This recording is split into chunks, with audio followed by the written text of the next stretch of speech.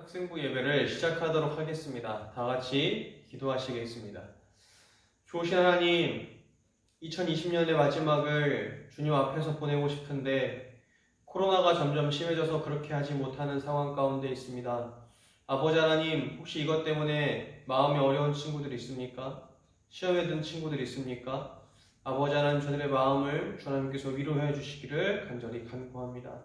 주님, 이 시간 우리의 모든 죄악들을 예수 그리스도의 십자가 보혈로서 온전히 씻어 주시옵시고 주님과 깊이 교제하고 주님의 말씀을 듣는 가운데 성령 하나님과 깊이 교제하는 은혜가 있기를 간절히 간구합니다.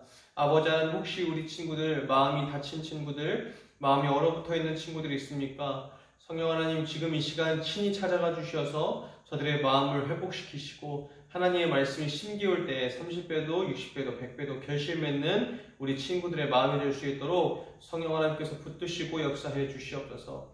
말씀 가운데 온전히 하나님의 임재만이 있을 수 있도록 주 하나님 역사해 주시옵소서. 감사합니다. 예수님의 이름으로 기도합니다. 아멘.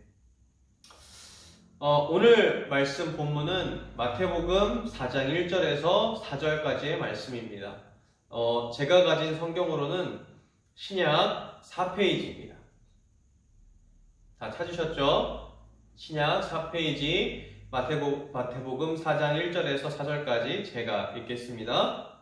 그때 예수께서 성령에게 이끌려 마귀에게 시험을 받으러 광야로 가사 40일을 밤낮으로 금식하신 후에 줄이신지라. 시험하는 자가 예수께 나와서 이르되 내가 만일 하나님의 아들이거든 명하여 이 돌들로 떡덩이가 되게 하라. 예수께서 대답하여 이르시되 기록되었으되 사람이 떡으로만 살 것이 아니요 하나님의 입으로부터 나오는 모든 말씀으로 살 것이라 하였느니라 하시니. 아멘. 오늘은 내 힘으로 할 수 있기에 시험입니다 라는 제목으로 여러분들과 말씀을 나누고자 합니다. 결국 이렇게 온라인 예배로 바뀌었습니다. 우리가 대면 예배를 시작한 지 몇 달 안 됐는데 코로나가 점점 심해지면서 결국 비대면 예배로 바뀌었습니다. 참 아쉬운 것 같아요. 이번 2020년 마지막이라도 우리 지난주에 크리스마스 트리 막 같이 장식했는데 로비도 장식하고 참 그게 참 안타까워집니다. 오늘 말씀은 시험이 뭔지, 시험이란 게 뭔가, 그리고 예수님은 과연 이 시험을 어떻게 이기셨는가, 그걸 보면서 우리도 어떻게 살아야 되는지 한번 배우고 나누는 시간을 가졌으면 좋겠습니다. 여러분, 보통 시험 들었어, 나 시험 들었어 이렇게 말하면 어떨 때 이런 말씀을 하시나요? 그냥 상황이 좀 어렵고 힘들 때 이런 말 보통 많이 하시죠? 근데 오늘 본문의 시험이란 개념을 보면 조금 다른 것 같아요. 본문 2절을 먼저 봤으면 좋겠습니다. 본문 2절에 뭐라고 나와 있냐면 40일을 밤낮으로 금식하신 후에 줄이신지라 라고 말하고 있습니다. 예수님께서 처음에 이제 공생애를 시작하시는 거예요. 공생애라고 하면 예수님께서 30살까지는 그냥 일반 청년으로 사셨어요. 그러다가 30살부터 하나님의 이름을 드러내고 하나님을 전파하는 그걸 공생애라고 합니다.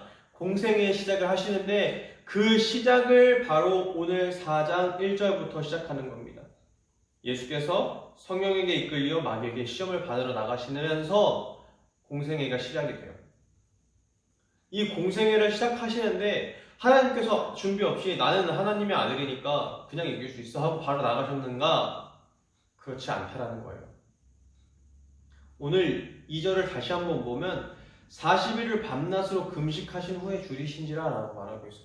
이 금식이란 단어가 그냥 밥만 굶었다는 개념이 아니라 40일을 금식하면서 기도로 준비하셨다는 얘기입니다. 예수님의 사역은 자신을 위한 사역이 아니었어요. 하나님을 위한 사역이었고 남들을 위한, 온 인류를 위한 그런 사역이었습니다. 예수님께서 이 땅에 오신 이유 자체가 어떻게 보면 조금 슬플 수도 있을 것 같아요. 예수님 입장에서. 죽기 위해서 태어났어요. 근데 그 죽음이 나를 위한 죽음이 아니라 저와 여러분을 위한 죽음, 온 인류를 대신한 죽음을 위해서 태어나신 겁니다. 3년간의 공생애 동안에 예수님은 아픈 사람, 소외된 사람들을 직접 찾아가셨고 또 그들을 고쳐주셨어요. 그리고 그들에게 하나님의 말씀을 전파하는 철저하게 자기 중심의 삶이 아니라 자기를 위한 삶이 아니라 우리를 위한 삶, 남들을 위한 삶을 사셨습니다. 그런데 이렇게 남들을 위해서 삶을 살아가셨는데 그렇다고 한다면 예수님께서 그냥 남만을 위해 사셨냐? 그게 아니라는 걸 바로 오늘 본문 2절에서 보여주고 있는 겁니다. 본문 2절 다시 한번 읽겠습니다.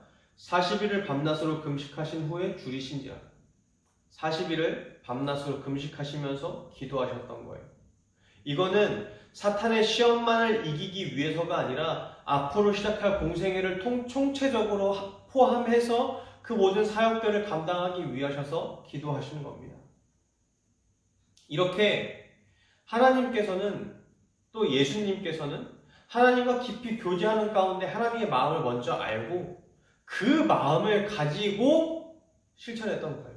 그 마음을 가지고 이웃사랑을 실천했고 아픈 사람들을 도와줬고 고쳐줬고 소외된 사람들을 찾아가셨던 거예요. 그런데 이런 실천만 중요하게 생각할 때가 있어요. 혹은 처음에는 하나님과 교제하고 하나님의 마음을 알았는데 나중에는 실천만 생각하다 보니까 그 하나님과의 교제를 잊어버린 사람들도 참 많이 봅니다. 그리고 참 안타까운 건 신앙생활을 나름 좀 오래 했다고 하는 사람들한테서 이런 증상들이 사실은 많이 보여요. 그렇게 하나님과 교제가 했던 것들이 끊어지고 혹은 하나님이 무슨 마음을 가지고 계신지 정확히 모르는데 선한 행동만 계속 하다 보면 어떻게 되는가 하면 그 행동이 아무리 선하다고 해도 어느 순간 탈이 나게 되어 있어요. 어떤 식으로 탈이 나냐면 내가 밖에서는 그렇게 인정받고 사랑받았는데 집에 돌아오면 마음이 공허해지는 경우가 있어요. 그리고 그런 선한 일이 중심이 되다 보니까 그것 때문에 혹시 소외받는 사람, 상처받는 사람들을 신경 쓰지 않아요. 내가 선한 일을 하니까. 그렇게 점점 시선이, 중심점이 하나님과의 교제 그리고 사람에 대한 선한 일에서 하나님과의 교제가 끊어지고 선한 일에만 집중하다 보니까 점점 하나님과 관계없는 일을 하게 되는 경우를 몇몇 사람들의 일을 통해서 보게 됩니다. 그 이유는 그 착한 일의 주체가 하나님이 아니라 내가 됐기 때문이에요. 하나님의 뜻이 아니라 내 뜻, 하나님의 마음과 하나님의 시선이 있는 곳이 아니라 내 마음과 내 시선이가 있는 곳에서 내가 일을 하기 때문에 그렇게 할 가능성이 너무 많다 보니까 예수님께서 뭘 보여주셨냐면 예수님께서 공생애를 시작하시기 전에 가장 먼저 뭘 하셨다고요? 금식하면서 기도하신 거예요. 여러분, 이게 빠지면 안 됩니다. 그래서 뭐가 먼저냐?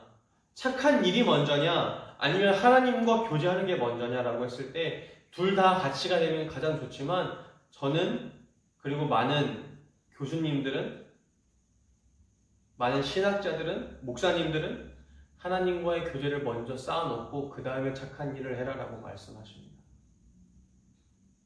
그 후에 마귀가 예수님에게 나타납니다. 예수님은 40일을 금식하신 뒤입니다. 여러분, 그런 상황에서 마귀가 시험을 하는 건데 돌들이 딱방이가 되게 하나? 이거 저와 여러분한테는 시험 아니에요. 왜? 할 수 없으니까요. 예수님에겐 시험이에요. 왜? 할 수 있었으니까요. 예수님은 할 수 있으셨어요. 여러분, 시험은 이렇게 다가와요. 내가 전혀 할 수 없고 절대로 불가능한 것들을 마귀가 옆에서 이렇게 다가와서 시험거리로 삼지 않습니다. 내가 마음만 먹으면 내 힘으로 할 수 있는 것, 내가 손만 뻗으면 잡을 수 있는 것, 그런 것들을 가지고 마귀는 여러분들을 시험하고 저를 시험합니다. 예수님은 돌들을 떡으로 충분히 만들 수 있으셨어요.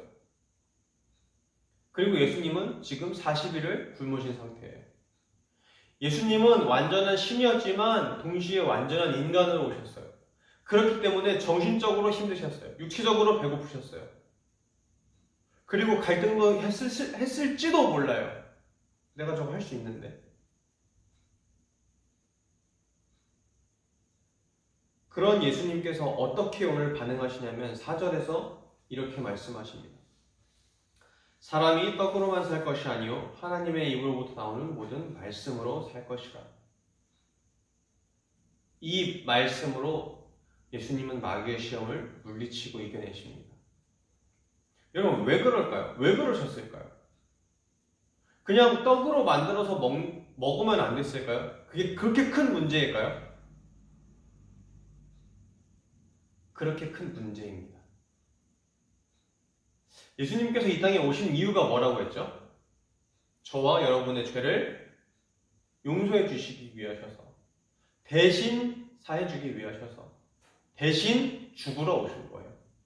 우리 구약의 제사에 보면 흠없는 어린 양이 인간의 죄를 대신해서 죽었던 그것처럼 예수님께서 우리를 위해 대신 죽으러 오신 거예요. 그런데 그렇게 오신 예수님께서 인간이 아닌 1%라도 신적인 존재임과 동시에 인간의 속성을 가지고 있었다면 예수님께서 우리를 위해 대신 죽으신다 한들 그 의미가 없어져 버려요. 그분은 신이니까 죄 안 짓을 수 있었던 거지. 신이니까 완벽할 수 있었던 거지. 이것 때문에. 그래서 예수님은 온전한 인간으로 오셨고 모든 시험을 당하시되 죄는 없으신 거예요. 그런 상태여야만, 그런 분이어야만 우리 온 인류의 죄를 대속하실 수 있을 만한 이유가 생기는 거예요. 그 이유와 타당성 때문에 예수님께서는 인간으로 오셨어요. 절대적인 인간, 완전한 인간으로. 그리고 우리가 지금 겪고 있는 모든 갈등과 고민과 슬픔과 아픔들, 시험들 다 겪으셨어요. 하지만 다 이기시고 단 한 번의 죄도 짓지 않으셨어요. 여러분, 이게 예수님께서 돌들을 떡으로 만드시면 안 됐던 이유였어요. 예수님께서 못하셨던 게 아니라 예수님께서 하실 수 있지만 하지 않으셨던 거예요.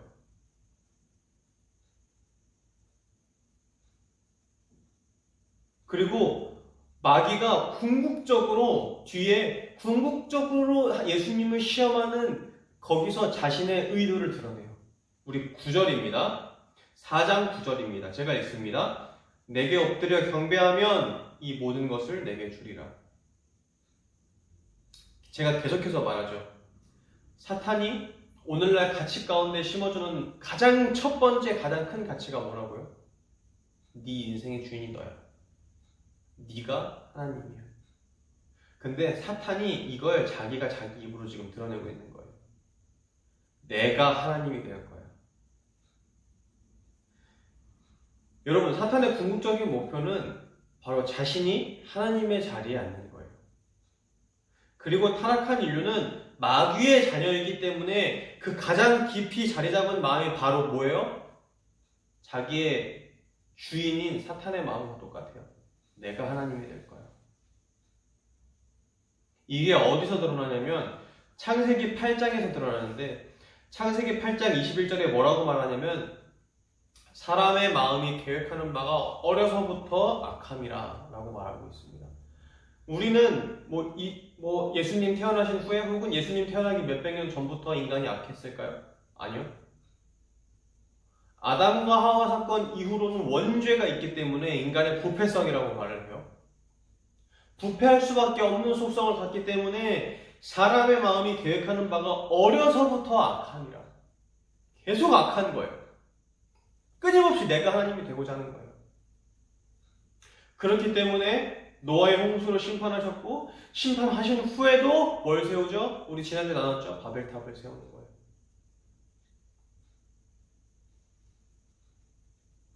여러분, 우리가 살다 보면 이런 말 되게 많이 들어요. 야, 네 인생 누가 책임 안 져줘? 네가 책임지는 거야.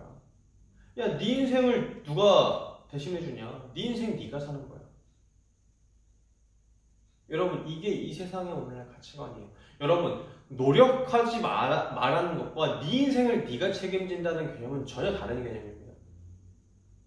성경은 오죽하면 개미를 보고 배우라고 말해요. 좀 더 눕자, 좀 더 자자, 또 밖에 사자가 있다 하여 나가지 않는 사람은 가난이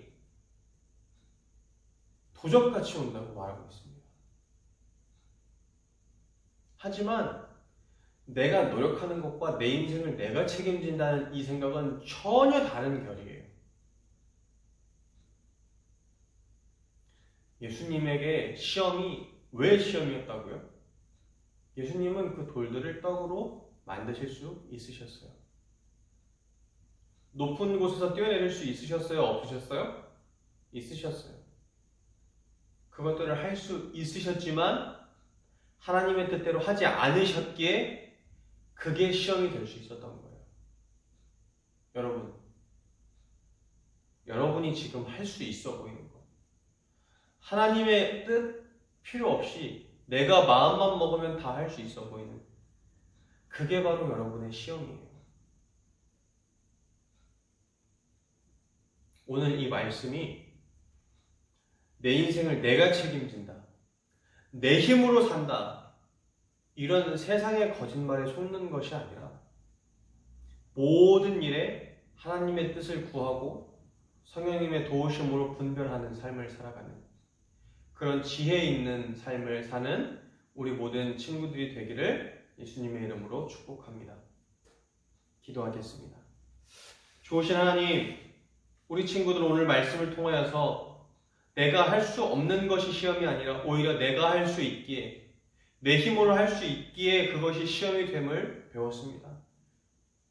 하나님, 예수님께서 처음 공생애를 시작하실 때 다른 것들로 자기의 결심이나 결단이나 자기의 제자들을 모으는 것으로 시작하시는 것이 아니라 먼저 하나님과 교제하고 하나님께 기도하는 것으로 예수님의 공생애를 시작하셨음을 우리가 배웠습니다.